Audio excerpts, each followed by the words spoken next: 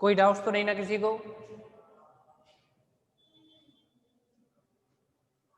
Method है, सारे question एक जैसे ही रहेंगे इसके। अगर एक क्वेश्चन किसी भी स्टूडेंट ने बहुत अच्छे से समझ लिया तो इनमें कोई प्रॉब्लम नहीं रहेगी। अब आपको करना क्या होगा, पहले की तरह Z J minus C J की वैल्यू निकालनी है। Z J minus C J की वैल्यू निकालने के लिए 1 का मल्टीप्लाई करोगे 5 से, 5 ही बनेगा। 0 का मल्टीप्लाई 0 से करेंगे 0 आएगा। इसके ऊपर जो सी जे की वैल्यू है वो 5 है, 5 माइनस कर दो तो 5 माइनस 5 0 बना, यहाँ लिखा जाएगा।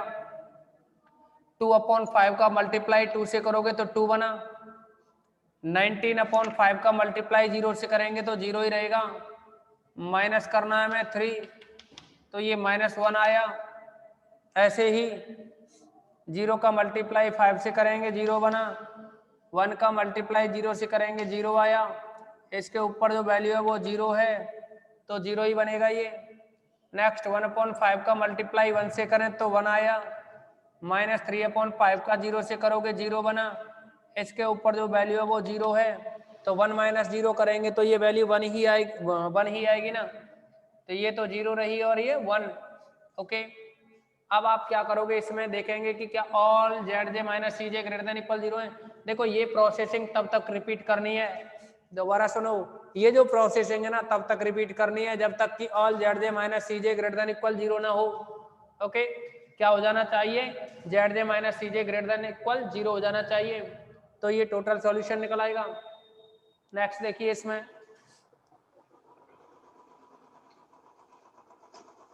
Z J minus C J की वैल्यू निकल आई। यहां हम लिखेंगे since Z J minus C J not greater than equal 0, क्योंकि ये नेगेटिव आ रहा है ना, सब पॉजिटिव हो जाने चाहिए। अगर ये नॉट ग्रेटर देन इक्वल 0 है then minimum of Z J minus C J, Z J minus C J की जो मिनिमम वैल्यू है ना वो है अपने पास -1। -1 के जस्ट ऊपर देखेंगे बाई 2 के करेस्पॉन्डिंग वेक्टर होगा अल्फा 2। बाई 2 है तो करेस्पॉन्डिंग जो वेक्टर होगा अल्फा 2, वेक्टर क्या अल्फा 1 अल्फा 2 अल्फा 3 है तो बाई 2 के करेस्पॉन्डिंग अल्फा 2 हो गया। अल्फा 2 हो गया तो ये बनेगा entering vector. Then entering vector equal to alpha 2। अब आपको क्या करना है कि एंटरिंग वेक्टर तो अल्फा 2 हो गया, यहां देखोगे 2/5, 2/5 से 2 को डिवाइड करोगे, 2 को डिवाइड करना है 2/5 से तो 5 × 2 10, यानी 2 से 2 गया, सॉरी हाँ 2 से 2 कैंसिल होगा तो 5 रहा ना ये, तो यहाँ लिखोगे आप 5। ऐसे ही 9 को आपको डिवाइड करना है 19/5 से तो ये 5 ऊपर जाएगा ना, तो ये बन जाएगा 45/19, 45/19। अब इन दोनों में से आप मिनिमम वैल्यू सेलेक्ट करेंगे, मिनिमम 5 होगा या 45/19, तो मिनिमम आएगा 45/19। यहाँ minimum theta equal to 45/19।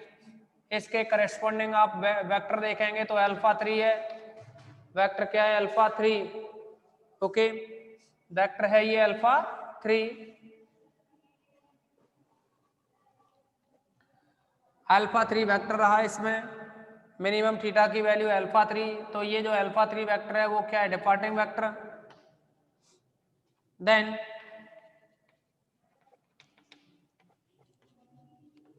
Departing vector equal to alpha 3। Okay, जो डिपार्टिंग वेक्टर बना है वो कितना अल्फा 3। अब आप इसमें मेन एलिमेंट देखेंगे, मेन एलिमेंट को सेलेक्ट करें। मेन एलिमेंट सभी स्टूडेंट हो सके तो स्क्रीन रिकॉर्डर ऑन कर लेना, क्योंकि इसको रिपीट करना होगा या फिर कॉलेज से क्लासें मिल जाएंगी।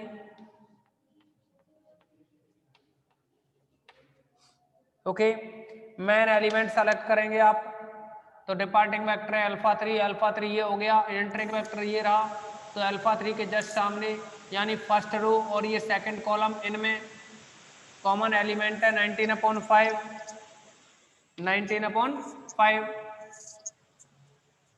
अब क्या करेंगे आप इसके बाद में नेक्स्ट टेबल बनाएंगे, third simplex table, third simplex table.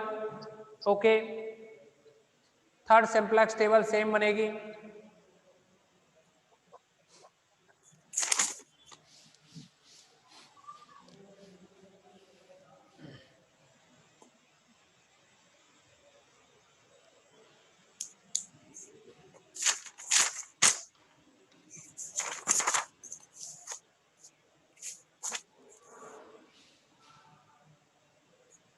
Third simplex table, और ये बनेगा थर्ड सिंप्लेक्स टेबल। टेबल बनाने का तो सिस्टम एक ही है, सेम रहेगी टेबल, तो टेबल में कुछ नहीं करना होता है, सारी टेबल सेम होती है, इसीलिए इनको माइंड में सेट कर लोगे अपने में।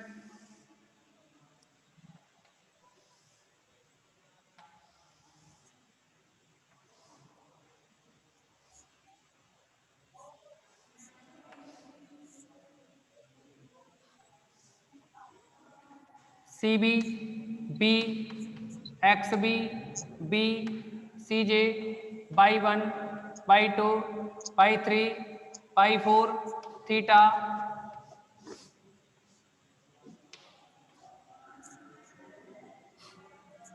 और ये कॉस्ट है 5300,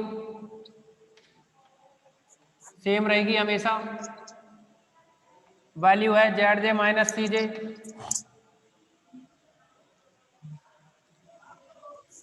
अब देखिए आपको एंटरिंग वेक्टर कौन सा है, डिपार्टिंग वेक्टर क्या है। एंटरिंग वेक्टर अल्फा 2, यानी अल्फा 2 को आपको टेबल में एंटर कराना है। डिपार्ट करना है अल्फा 3, यानी अल्फा 3 को रिप्लेस करना है अल्फा 2 से। तो अल्फा 3 की वैल्यू अल्फा 2 बनानी है। अल्फा 3 को रिप्लेस किया अल्फा 2 से तो x3 हो जाएगा, फिर x2 से रिप्लेस। ओके, और देखिए अल्फा 1 x1 ये तो ऐसे ही रहेंगे, अल्फा 1 x1 की जो वैल्यू है वो ऐसे ही रहेगी। और इनमें जो कॉस्ट रहेगी सीबी जो कॉस्ट बनेगी ना, सीबी जो कॉस्ट है वो यहाँ 0.5 है। तो आपको क्या करना होगा कि अल्फा 1 की कॉस्ट तो 5 ही रहेगी, बट अल्फा 2 की जो कॉस्ट है ना, अल्फा 3 की 0 थी, अल्फा 2 की जो कॉस्ट है आप या तो यहाँ से देखेंगे, ये अल्फा 1 की, अल्फा 2 की, अल्फा 3 की, अल्फा 4 की।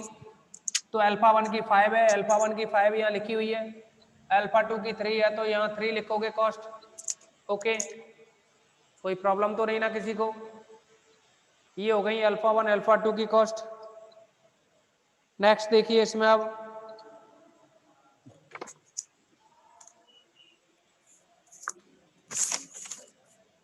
आपको क्या करना होगा, इसमें मेन जो एलिमेंट है ना 19/5 इसको 1 बनाना है और 2/5 की जगह 0 बनाना है। 19/5 को तो क्या बनाना है 1 बनाने के लिए 19/5 को अगर आप 1 बनाओगे तो उसको 5/19 से डिवाइड करोगे।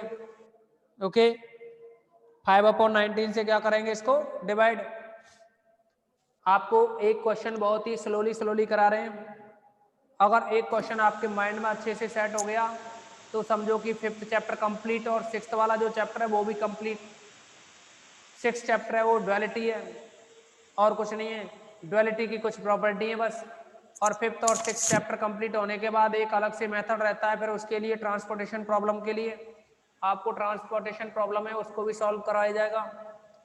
एक और था असाइनमेंट प्रॉब्लम, वो इस ईयर आपके क्या सिलेबस में नहीं है, सिलेबस से डिलीट कर दिया गया है उस टॉपिक को, असाइनमेंट प्रॉब्लम को। आप समझेंगे यहाँ ये वैल्यू है 2 देखिए हमें यहाँ 19/5 को 1 बनाना है ना, तो इसमें 5/19 से मल्टीप्लाई करेंगे तो यहाँ बनेगा 45/19, 45/19। ओके, नेक्स्ट 0 में मल्टीप्लाई करोगे ना, 0 से मल्टीप्लाई करोगे 5/19 का तो 0 होगा, 19/5 में 5/19 से मल्टीप्लाई करोगे 1 आएगा। और ये 1 को मल्टीप्लाई करोगे 5/19 से, तो 5/19 माइनस 3/5 में मल्टीप्लाई करेंगे ना, -3/5 को मल्टीप्लाई करोगे 5/19 से, 5 कैंसिल, -3/19 -3/19। Okay, next. अब आपको क्या करना है वो समझे कि आपको 2/5 है ना, इसको 0 बनाना है। तो जिस रो में हमें 0 बनाना होता है उस रो को आप ऊपर लिखते हो।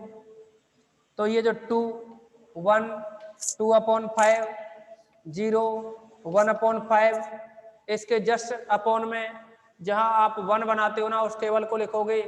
तो ये है 45/19, 45/19 1 और 0 1 0 1 5/19 -3/19। ओके, अब आपको इसमें करना क्या है, इनको माइनस करना है। लेकिन देखिए ये जो 1 है ना, 1 y2 वाली वैल्यू, 0 के बाद जो 1 है, 0 के बाद जो 1 है ना, यहां 0 बनाना है हमें। यहां 0 बनाने के लिए क्या करोगे, आप मल्टीप्लाई करोगे इसमें 2/5 से। जो भी आपको मल्टीप्लाई या डिवीजन करना हो वो उसी रो में करोगे जहां आपने 1 बनाया है। ओके, और जब भी आप माइनस या प्लस करोगे, तो प्लस तो कैसे भी कर सकते हो, जब भी माइनस करोगे तो उस रो को उस रो में से माइनस करोगे जहां 0 बनाना था। जैसे 2/5 है तो ये रो हमेशा ही आपको ऊपर लिखनी है, अदरवाइज मिस्टेक हो जाएगी। आप इसको मल्टीप्लाई करोगे 2/5 से मल्टीप्लाई करोगे 45/19 में, और 2 में से फिर माइनस करना है। यानी ये कंडीशन कुछ इस तरह से होगी, 2 माइनस 2/5 इंटू 2/5 इंटू 45/19। 5 से माइनस कैंसिल करोगे 9 टाइम। ओके, 19 इंटू 2 करोगे 38 माइनस, और ये बनेगा 18 अपॉन में 19, यानी 20/19 रहा। ये वैल्यू आई 20/19। 0 में मल्टीप्लाई करोगे 2/5 का 0 होगा, 1 में से 0 माइनस करेंगे तो 1 आएगा, 2/5 में से 2/5 माइनस करेंगे 0 बनेगा। ओके, और देखिए यहाँ 2/5 को 5/19 से मल्टीप्लाई करेंगे, 5 कैंसिल, 2/19 बना, और इसको 0 में से माइनस करना है तो माइनस आ जाएगा। ये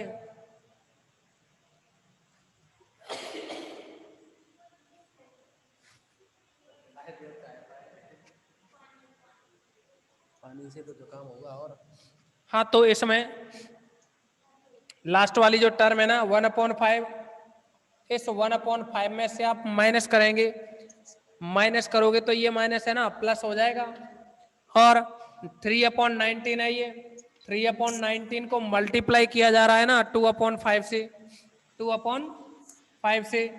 ओके, आप यहां से 1/5 कॉमन लें, 1/5 कॉमन लेंगे, ये बनेगा 1 प्लस 6/19, 6/19 ये बना, यानी 1/5 इंटू 19 प्लस 6 25/19। 5 से 5 टाइम 5/19 आई ये वैल्यू, क्या रही 5/19। ओके,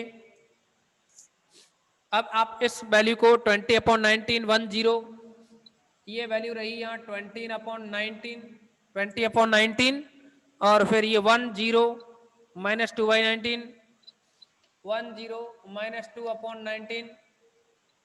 नेक्स्ट है ये 5/19, 5/19। ओके, अब आप ZJ माइनस CJ की वैल्यू निकालेंगे। ZJ माइनस CJ यानी 1 का मल्टीप्लाई 5 से करेंगे 5 आएगा, 0 का मल्टीप्लाई 3 से करेंगे 0 आएगा, और 5 और 0 ऐड कर देंगे 5 आएगा। 5 में से 5 माइनस करेंगे 0 बना। अरे सेम प्रोसेसिंग है ना, 5 इंटू 1 करोगे 5 रहा, प्लस 0 इंटू 3 करेंगे 0 रहा, माइनस करना है इस 5 को, तो ये 0 ही आया ना फाइनल। अब 0 का 5 से मल्टीप्लाई करोगे 0, 1 का 3 से मल्टीप्लाई करेंगे 3, माइनस करना है इसके जस्ट ऊपर वाली वैल्यू 3 को, तो ये भी 0 आया। और 5 का मल्टीप्लाई करेंगे -2/19 से तो माइनस का 10/19, 3 का मल्टीप्लाई करेंगे 5/19 से तो ये 15/19 equal to LCM 19, 15 minus 10, 5/19, 5/19 value रही है। ओके, नेक्स्ट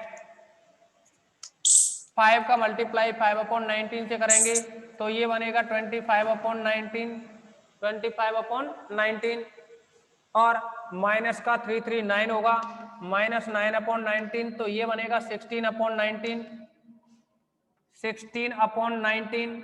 आप देखोगे इसमें all ZJ minus CJ, ZJ minus CJ, all ZJ minus CJ greater than equal 0।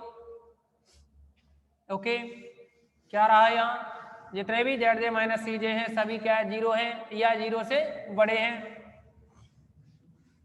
ZJ minus CJ greater than 0 and equal to 0, then optimal solution possible, then optimal solution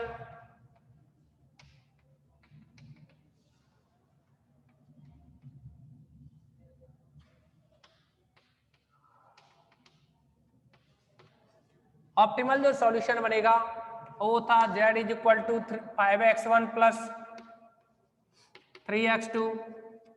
ये आपको starting में question में दे रखा objective function Z equal to 5x1 plus 3x2।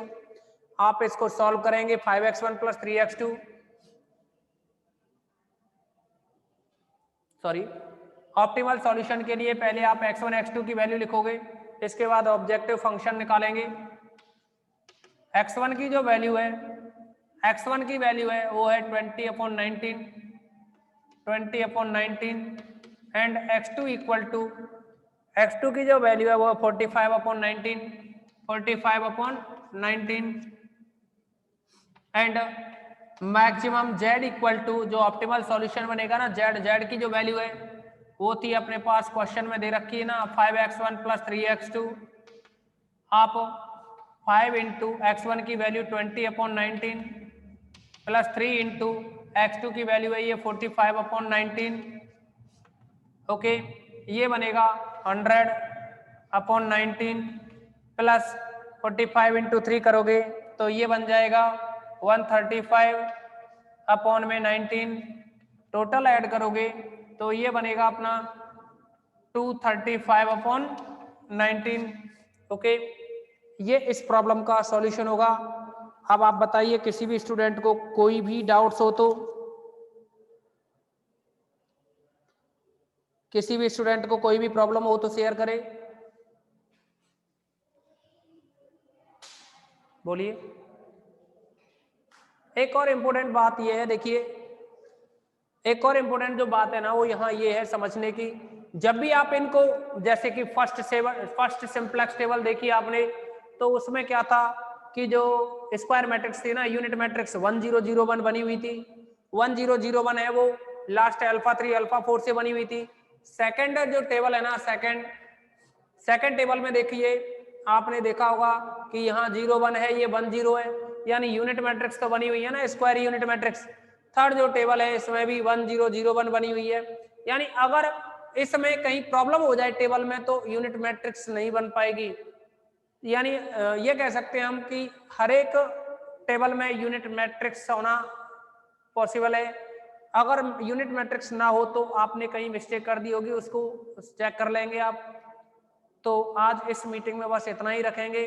Okay, next कल की जो meeting होगी उसमें और एक और क्वेश्चन को डिस्कस करेंगे जिसकी हेल्प से आपको, अच्छा एक और काम करेंगे कि सेम आपको इसी के अकॉर्डिंग एग्जाम्पल नंबर फर्स्ट से लेकर के 5th तक और क्वेश्चन नंबर है ना, क्वेश्चन नंबर फर्स्ट से लेकर के 5th तक सॉल्व करोगे इनको।